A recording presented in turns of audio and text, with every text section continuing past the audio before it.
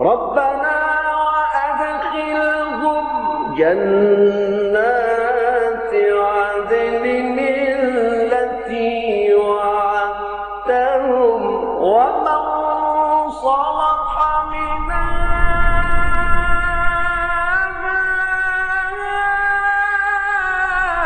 آبائهم وأزواجهم وذرياتهم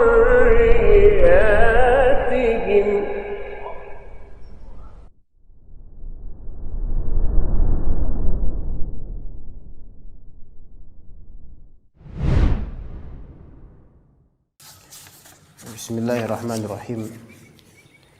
Alhamdulillahi rabbil alamin, wassalatu wassalamu ala sayyidil mursalin wa ala alihi wa sahbihi wa man tabi'ahum bi ihsanin ila yaumiddin. Allahumma inna nas'aluka ilman nafi'a wa rizqan thayyiban wa amalan mutaqabbala. Ikhwas sekalian rahimani wa rahimakumullah. Allah Subhanahu wa taala berfirman, i'lamu annama al-hayatud dunya la'ibu wa lahu wa zinatu wa tafakhurun bainakum wa takathurun fil amwal wal aulad. Ketahuilah oleh kalian bahwasanya kehidupan dunia itu hanyalah permainan, kelalaian, perhiasan, saling berbangga antar kalian dan saling bermegah-megahan, wa takatsur, bermegah-megahan dalam hal harta dan juga anak-anak.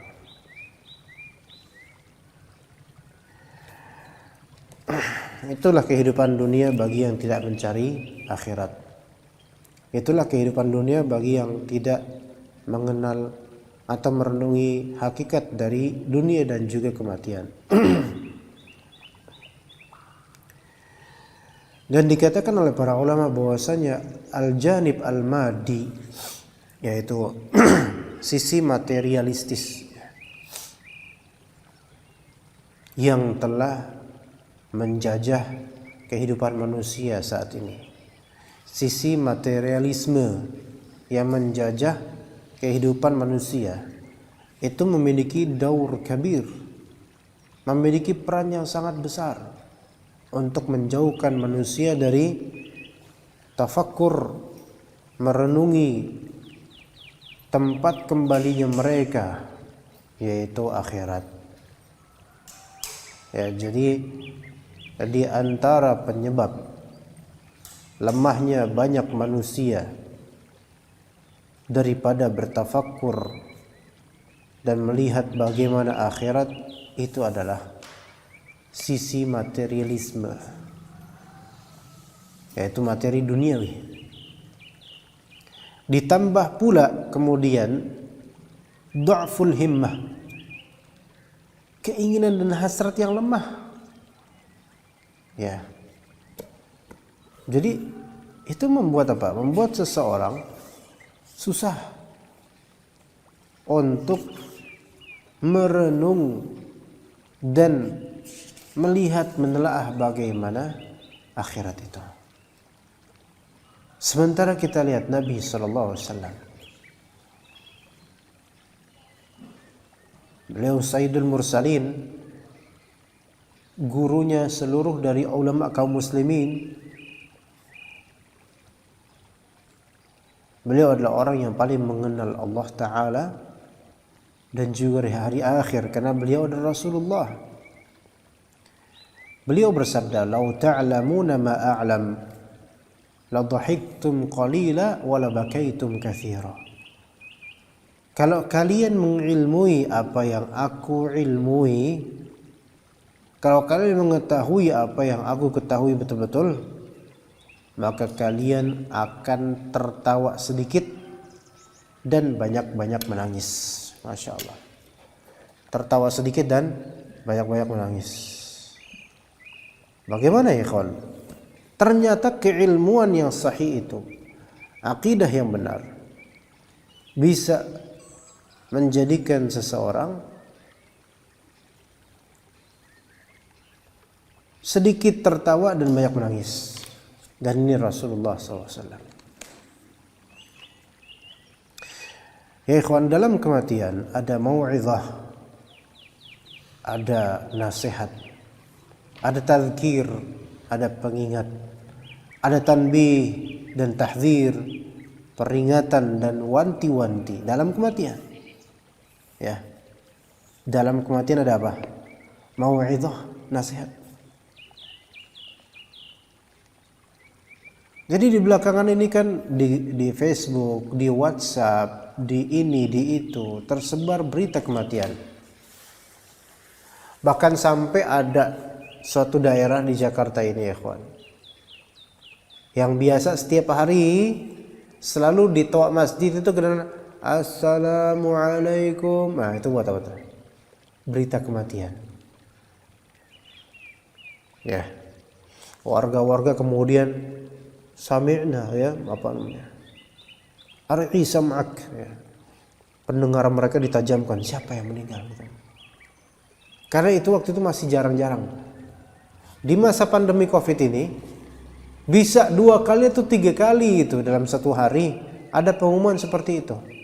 Kemudian sekarang tidak ada lagi pengumuman. Saking apa? Saking capeknya mengumumkan kematian, saking banyaknya yang mati. Maka di kematian itu ada nasihat. Kadang-kadang orang kalau sering dinasihatin, dia udah terbiasa dinasihatin dan terbiasa lewat nasihat itu, sehingga apa? Enggak ada artinya baginya. Masya Allah. Tetapi kita itu senantiasa melupakan kematian atau pura-pura lupa akan kematian. Dan kita itu benci ketika ada orang membahas tentang kematian atau pertemuan dengan kematian. Benci, nggak suka gitu loh. Nggak suka, ngapain sih bahas kematian? Udah enjoy aja lagi hidup. Padahal kita yakin bahwasanya kematian itu keniscayaan akan terjadi, akan terwujud. Penghalang dari kematian. Maka dikatakan oleh Ibnul Jauzi rahimahullah, wal ajabu min aqilin yara istila al mauti ala aqranihi wa jiranihi kaifa yatibu 'aishuh. Paling ajaib dari orang yang berakal. Ada orang berakal tapi ajaib dia nih. Melihat bagaimana kematian telah menjajah orang-orang seusianya dan menjajah tetangga-tetangganya. Bagaimana mungkin dia itu bisa enak hidupnya sementara berita demi berita tentang kematian fulan dan fulanah itu berseliweran di mana-mana, sebagaimana yang sekarang sedang bergulir. Bagaimana hidup antum itu bisa ketawa-tawa terus gitu loh. Ketawa boleh, maksudnya sekali-kali bercanda ya tafadhol. Tapi masih kemudian menikmati hidup ketawa di mana-mana dan Masya Allah. Apakah pengumuman kematian itu tidak memberikan mau'izah untuk diri kita? Rehat, selalu enak hidupnya, selalu bangga dengan apa yang dipunya, ketawa sana sini. Seolah-olah itu tidak akan mati. Padahal kita ini hidup untuk beramal, untuk berletih beramal. Dan rehat kita adalah ketika bertemu dengan Allah Subhanahu wa taala, sebagaimana dikatakan oleh Abdullah bin Mas'ud radhiyallahu anhu, "Laisa lil mu'mini rahatun duna liqa'illah." Seorang yang beriman tidak punya peristirahatan selain bertemu Allah. Itu baru istirahat bagi orang mukmin. Sekarang kita ini harus berikhtiar, beribadah. Ya. Letih-letihnya kita hanya sementara di dunia. Kita letih sementara untuk istirahat secara abadi selamanya. Jangan sebaliknya. Kita nyantai sementara untuk capek selama-lamanya. Na'udzubillah min dzalik. Jadi Abdullah bin Mas'ud bilang apa tadi? Tidak punya seorang mukmin peristirahatan selain bertemu dengan Allah. Dan tidak bisa bertemu dengan Allah itu sempurna kecuali setelah kematian dulu dan merasakan bagaimana kematian. Allah musta'an.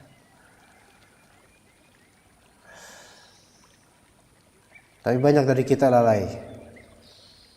Maka Allah Ta'ala berfirman di surat Al-Jumu'ah ayat 8. Qul innal mauta alladhi tafirruna minhu fa innahu mulaqikum. Thumma turadduna ila alimil ghaibi wasyahadah. Fayunabbi'ukum bima kuntum ta'malun. Katakanlah, sesungguhnya kematian yang kalian selama ini lari akannya, kabur dari kematian, sesungguhnya kematian itu akan menemui kalian. Kemudian kalian akan dikembalikan, disodorkan kepada Allah Ta'ala yang maha mengetahui segala hal yang gaib dan segala yang tersaksikan. Kemudian Allah Ta'ala akan memberikan kabar kepada kalian hal-hal yang telah kalian amalkan selama di dunia. Mau kita kabur dari mana? Mau kita tidak pernah membahas kematian, pasti kena mati. Banyak orang kan kayak gitu, nggak mau bahas kematian. Ngapain sih kita bahas kematian? Ngapain sih kita bahas akhirat? Oke, nggak usah bahas. Nanti antum mati sendiri nggak punya persiapan. Jadi kemanapun engkau pergi, mati itu akan terjemput. Dan kemanapun, bagaimanapun engkau menjauh, mati akan menyeru. Akan selalu memanggilmu kematian itu pada waktunya biiznillah ta'ala. Kemudian ya ikhwah,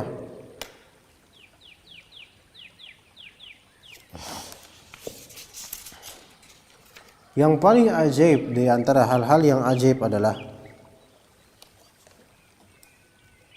dikatakan oleh sebagian ulama, ya, di antara Ibnu Jauzi, a'jabul ajaib sururuka bi ghururika. Di antara hal yang paling ajaib adalah bahagiamu dengan keterpedayaan pada dirimu. Kamu tertipu, tapi bahagia dengannya.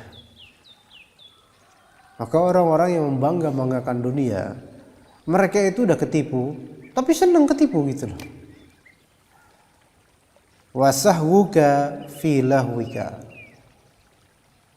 Lupamu dalam kelalaianmu amma qad khubbi'a lak. Lupamu dalam kelalaianmu terhadap hal yang selama ini telah disembunyikan dari pandangan matamu, yaitu akhirat. Kan nggak kelihatan sekarang. Ya. Taghtarru bi sihhatik. Engkau terperdaya dengan kesehatan tubuhmu. Jadi sebenarnya yang sekarang Allah berikan sakit, itu sebenarnya peringatan dari Allah, nasihat cinta dari Allah Ta'ala. Yang lagi sakit nih, itu adalah peringatan dari Allah dan nasihat karena Allah mencintai Anda. Karena barangkali selama ini ada banyak orang yang ketipu dengan sehatnya. Ya mungkin itu adalah Anda, wahai orang yang sakit. Maka Allah Ta'ala berikan pil nasihat berupa penyakit, supaya kesehatan itu lebih dihargai, ya, tidak menjadikannya tertipu lagi. Wa tafrahu bi'afiyatika ghafilan an qurbil alam. Engkau berbangga dengan keselamatanmu, kesehatanmu, selagi lalai akan dekatnya rasa sakit. Coba wahai orang yang sakit, sebelum kita sakit ini, pernah nggak kita memprediksikan tanggal ini saya akan sakit? Enggak tahu. Tapi beberapa hari sebelum kita sakit, ya, kita sehat kan? Sehat. Kita nggak tahu akan dekatnya sakit ini, ternyata kena akhirnya. Maka jadikan penyakit ini sebagai lumbung nasihat. Ya, lumbung nasihat. Kemudian kalau kita lihat contoh dari salaf, sebagian salaf ya, ada yang mereka dunia itu tidak membuat mereka lalai. Dan angan-angan mereka itu tidak memanjang. Sehingga mereka mempersiapkan untuk hari akhir dengan cara meninggalkan dosa dan menyuguhkan kepada Allah Ta'ala peribadatan dengan amalan saleh. Contoh diantaranya Al-Qa'qa' bin Hakim. Al-Qa'qa' bin Hakim, beliau mengatakan, "Qad ista'dadtu lil mauti mundhu 30 sanah, falau atani ma ahbabtu ta'khira syai'in an syai'." Falau atani ma ahbabtu ta'khira syai'in an syai'. Qad ista'dadtu lil mauti mundhu 30 sanah. Masya Allah. Aku telah bersiap-siap untuk mati, mempersiapkan bekal untuk kematian sejak 30 tahun yang lalu. Masya Allah. Jadi udah mikirin tentang mati, bertafakur tentang mati, dan mempersiapkan untuk kematian dengan amalan saleh sejak 30 tahun lalu. 30 tahun lalu. Jadi selama 30 tahun belakangan ini betul-betul beramal saleh untuk kematian. Selama itu ya selama itu. Kenapa? Falau atani, kalau kematian akan datang kepada nanti, kalau misalnya kematian datang kepadaku, ma ahbabtu ta'khira syai'in an syai'. Saya tidak suka mengakhirkannya. Udah cepat-cepat aja mati. Ada enggak orang kayak gitu sekarang? Kematian datang nih. Oh, ya Allah, alhamdulillah cepat-cepatlah saya mati. Enggak ada. Kecuali yang putus asa ya. Kecuali yang putus asa iya pengen cepat mati. Enggak. Ini maksud beliau adalah apa? Betul-betul sudah mempersiapkan diri betul, beramal soleh selama 30 tahun betul-betul. Demi menghadapi kematian. Jadi dengan persiapan 30 tahun itu, ketika berhadapan dengan kematian, siap. Ya, insya Allah. Pagi ini ada salah satu jemaah ya ikhwan, ya, dia merasa cemas sekali, takut dengan kematian tiba-tiba. Tanya, antum punya penyakit? Antum lagi sakit atau kena COVID? Enggak, ana sehat, Ustaz. Apa kok bisa kayak gitu? Ana merasa belum beramal, ana merasa masih banyak dosa dan seterusnya. Beramal solehlah. Ya. Ada emang orang yang takut kepikiran tentang mati betul-betul gitu loh. Takutnya bukan karena batas mati, tapi apa yang akan dia kisahkan nanti di kuburnya. Bagaimana kisah dia di akhirat itu yang dia, ya harusnya kita juga takut, khawatir, harus begitu. Tapi ikhwan, beramal solehlah. Insyaallah menuntut ilmu, beramal soleh itu akan membuat ketakutan itu ternetralisir. Ya. Jadi kematian itu memang mengerikan. Kematian itu memang mengerikan. Syekh Utsaimin kemudian menyatakan dalam syarah Sahih Bukhari, betapa banyaknya orang yang betul-betul teringat sering dengan kematian, tapi teralihkan kemudian pikirannya dari mengingat kematian, teralihkan ke amalan saleh. Itu lebih baik. Jadi jangan cuma mikirin kematian secara zat, jangan cuma mikirin nanti gimana. Bagaimana nantinya itu tergantung Allah, kemudian tergantung bagaimana amal saleh kita sekarang. Jadi sekarang sibuk aja, sibuk beramal saleh. Sibuk menuntut ilmu, sibuk belajar, sibuk baca kitab, sibuk baca Al-Quran sebelumnya. Sibuk menelaah kitabullah, menelaah tafsir kitabullah, menelaah syarah hadis. Sibuk dengan itu.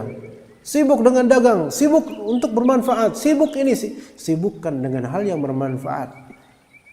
Karena betapa banyaknya orang yang telah mati, mendamba dia mati dalam keadaan sibuk dalam hal yang bermanfaat lillahi ta'ala. Jadi udah sibukkan diri untuk hal yang bermanfaat lillahi ta'ala. Ya, kemudian ada orang yang mengatakan kepada Al-Hasan Al-Basri, "Ya Aba Sa'id, kaifa nasna? Nujalisu aqwaman yukhawifunana hatta takada qulubuna tatir." Ya Aba Sa'id, Hasan Al-Basri, kita harus ngapain? Kita pernah duduk dengan beberapa pihak Ini ustadz-ustadz ini nakut-nakutin kita akan akhirat sampai hampir saja kolbu kita itu terbang gara-gara cerita gara-gara nasihat dari ustadz-ustadz ini gitu. Ya. Jadi misalnya kita ikut kajian Ustadz Fulan, kajian tentang zikrul maut, mengingatkan akan kematian. Terus kita curhat sama ustadz lain, Ustadz, ana hadir di kajian Ustadz Fulan tentang kematian. Aduh, bikin kita takut. Sampai hati saya ini tuh kayak pengen terbang gitu, kayak nggak tahu arah mau gimana gitu, bingung. Harus gimana ya Allah, harus beramal nanti gimana akhirat. Maka kata Al-Hasan Al-Basri sebagai ustadznya, wallahi innaka in tukhalitu aqwaman yukhawifunaka hatta yudrikaka amrun khairun min an tashaba aqwaman yu'amminunaka hatta yudrikaka al-khawfu. Demi Allah, engkau bergaul dengan suatu kaum yang membuatmu takut sampai kamu mendapatkan keamanan, itu lebih baik daripada engkau bersahabat dengan kaum yang memberimu rasa aman selalu sampai rasa takut menyergapmu. Paham gak antum kira-kira? Gak paham? Belum paham? Paham gak kira-kira? Demi Allah, antum yang di sini harus lebih paham daripada yang hadirin nih. Kalau ada ya. Demi Allah, jika antum bergaul dengan beberapa ikhwan yang sering menggembosi antum tentang akhirat, sampai itu kan bikin takut kan, tentang akhirat, tentang neraka, kesulitan pada mahsyar dan sebagainya, bikin takut itu, tentang barzakh, kubur gitu, bikin takut antum, sampai antum merasa aman. Itu lebih baik daripada antum bersahabat dengan ikhwah-ikhwah yang membuat antum selalu merasa aman, gak pernah nakut-nakutin antum akan akhirat, sampai yudrikakal khauf, rasa takut menyergap antum ketika mati. Paham gak di sini? Jadi ketemu ikhwan-ikhwan yang saleh ya, sering nasihatin akhi taqillah, hati-hati akhirat dan seterusnya. Ngomongin akhirat. Tapi membuat antum akhirnya apa? Beramal soleh, beramal untuk kebaikan akhirat. Akhirnya apa? Merasa aman gak? Merasa nyaman gak? Nyaman. Di akhirat juga nyaman karena amalan tersebut. Itu lebih baik kayak gitu daripada antum ketemu teman-teman yang isi lalai doang, merasa antum merasa aman akan akhirat. Nyantailah akhirat, hidup banyak sekali dan nikmati saja. Akhirat tiba-tiba mati, dapatlah rasa takut yang berlebihan di kematian. Jadi lebih baik berteman dengan orang-orang yang apa? Sering mengingatkan kita akan kematian. Kemudian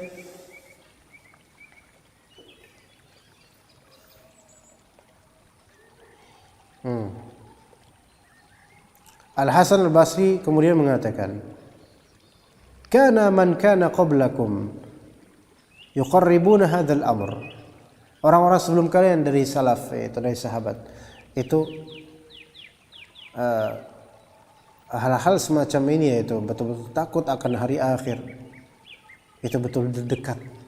Kana ahaduhum ya'khudhu ma'an li wudu'ihi thumma yatanahha li hajatihi. Faham enggak? Enggak paham terjemahnya. Seorang dari mereka ini ada di antara salaf lah. Kalau misalnya mau pipis, mau BAB, itu mesti menyediakan air untuk wudu, mesti gitu. Jadi kalau zaman dulu kan gak kayak sekarang ya kawan. Sekarang kan ada kamar mandi, ada keran, kan gampang ya sekarang ya. Kalau zaman ketika itu gak kayak gitu. Pipis dan BAB itu kadang-kadang di belakang rumah, di padang pasir. Kamu antum gitu gak? BAB di belakang rumah? Enggak. Berarti udah kota ya. Antum?